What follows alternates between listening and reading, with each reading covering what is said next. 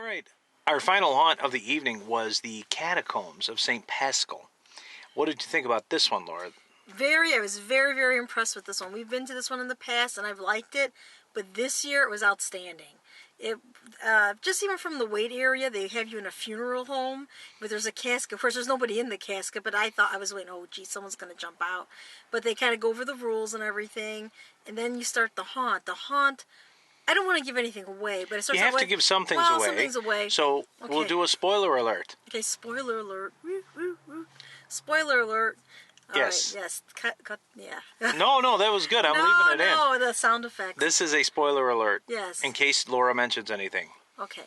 Anyway, it starts where you go in, you hear the Nightmare on Elm Street thing, which is cool. Of course, you're in the boiler room. I'm looking for Freddy, of course, which we had that the last time we were there, but he never appeared. This time there was a lot of fog. Like, you couldn't even see in front of you with so much fog. But the cool part is different, actors were popping out with masks out of the fog and jumping out, and it was scary because you couldn't see, and all of a sudden there'd be someone in your face, which that was very effective. I was very impressed right off the bat. Yes, no Freddy, but we got the other actors, and the music set the atmosphere. It was really great effect. Then, of course, I had another surprise of one of my other favorite, horror movie monsters. He showed up though, and he looked great. Yeah, he had the full effect. He had the little. I can't say who it is because that's a spoiler alert. We're in the spoiler alert scene. Okay, we're in the spoiler. Yeah, we're spoiler alert mode right now. But it was Jason with the machete, and he even had little. He was bald with the hockey mask and little strands of hair in the back. That was great. It's like it looked very authentic. I don't know if it was supposed to be strands of hair. It's just something hanging down, but it looked like the little strands of hair that Jason has. So that was cool. That was great, and he looked great. So anyway, he came out of the fog, so you got Jason instead of Freddy, which, okay, it wasn't, music didn't match it, but hey, I'll take it. It was great. So then, every room was just interesting.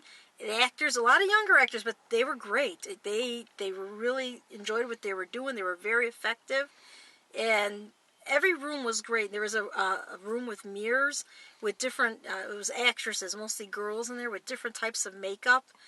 Very, very well done. And the mirrors were just kind of, you see them in the mirror, and you had to kind of navigate your way through. There was just actually too many scenes. I know Brian's going to probably go over some of the other ones that I'm missing, but too many scenes in there to even mention it all. Every scene was good. The whole haunt was excellent throughout.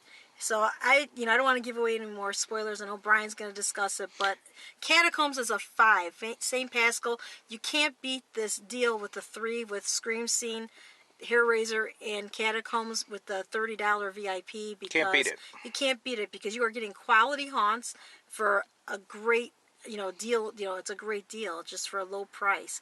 We've done haunts this season which cost a lot more money than that, and they're 5 minutes long, and can't compare with what these 3 haunts have.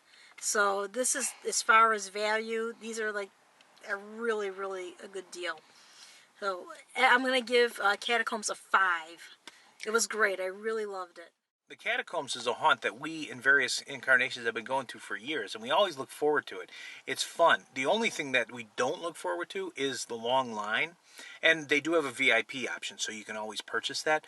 But this year and last year, they started a new program where you can go to the Catacombs, you can go to Scream Scene, and you can go to what's the other one? Hair Raiser. Catacombs, Scream Scene, Hair Raiser, all for $30 VIP. The only catch is you can only buy them on premises. But that's okay. Just get there before one of them opens, and it solves the line problem. Makes it a lot easier because they have very long lines, particularly at the Catacombs, and you can see why. When they're really on point, they're on point, and this year they were on point. This was the first year that I've been to it in many years, of my many years of going, where every set was totally interconnected. It's in a basement, hence the name Catacombs, so the sets are automatically a little bit creepy, but all of these were totally connected. Especially the beginning scene that Laura was talking about. It's in an actual boiler room. The only thing missing is Freddy. But these guys coming out of the fog. One of the best times I've seen an effect like that. And we've seen effects like that in other haunts. Very well done. Very simple to do. And the last guy that came out at us, he looked to me like he had no legs, like he was floating in air, this black hooded figure. And the way he was moving back and forth like this, really well done. The mirrored room, the girls in the mirrored room, they just wore black and they had half white and like half red faces sort of on a diagonal. Not an elaborate makeup, but certainly very well done. And the mirrors add to the disorientation. And of course, the mirror room holds a special place in my haunting heart because many years ago at the Catacombs, Michael Myers was in that mirrored room, and he would walk and disappear every now and then, and I loved seeing that. I have yet to see him again in the mirrored room, although we did catch a glimpse of him in the line he was today. He was part of the Wait Entertainment. If he wound up in that mirrored room again, hint, outstanding. That would be a fantastic. It'd be a golden chainsaw contender. That would be right there at the top of our list for a haunt. Hint. Anyway, other rooms in there, they had a zombie area, which was very well done, a butcher shop. I like the authenticity in the butcher shop. They actually had real ads from stores painted on, not painted, tacked to the walls. And they had this little girl, spoiler alert, behind a sheet of plastic. She was very short, and she had a chainsaw and a mask on, but she was totally hidden behind this sheet of plastic. She was sitting back there, and she jumped out and got us. Very clever, very well done. There was another scene with hanging string hanging from the ceiling, multicolored string. We've seen that before too, and normally there's nobody in a room like that. It's just these strings hanging from the ceiling and they glow in the dark. This room had a girl with the same colored face. Her face was painted the same colors as these strings, and she was holding onto the strings and going like this on her face, and it looked like her face was melting. Simple effect, but very well done. And the Catacombs has a lot of things like that. We were gotten numerous times, I have to say. And this is coming from people who do dozens and dozens of haunts every year. We see professional actors and professional haunts, and we just, So when younger kids who populate a haunt that's in a parish can get us, that's a sign of quality. And Catacombs was really quality this year, I have to say.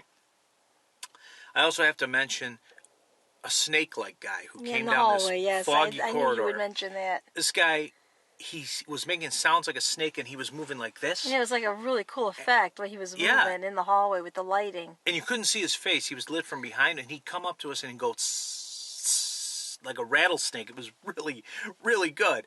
All the actors, I have to say, they seemed like they had a good time. There was a wolf man. He was cool. He was hidden. And he jumped out. A lot of hidden actors. Not only were they getting us, but they were getting the ones behind us. They were screaming. That was funny. That was entertaining. We would stop and wait to see what they would do with the ones behind us because it was hilarious, I have to say. So, yeah, really well done in the Catacombs. Even the guy at the very end who comes out at you, I liked him too. He comes out of the fog. And as a special bonus at the very end, when you're walking back out, you go back through the fog that you started in, but you go backwards.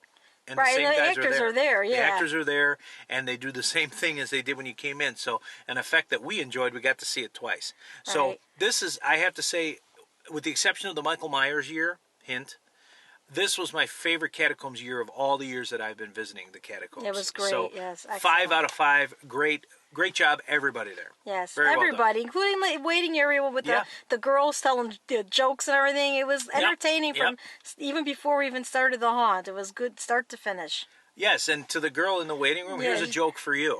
Here's a joke for you. I loved all your corny jokes, so here's one for you. What do Christmas and a cat on the beach have in common? Sandy Claus. There's one for you. Use that one next year. Okay, 5 out of 5 for me.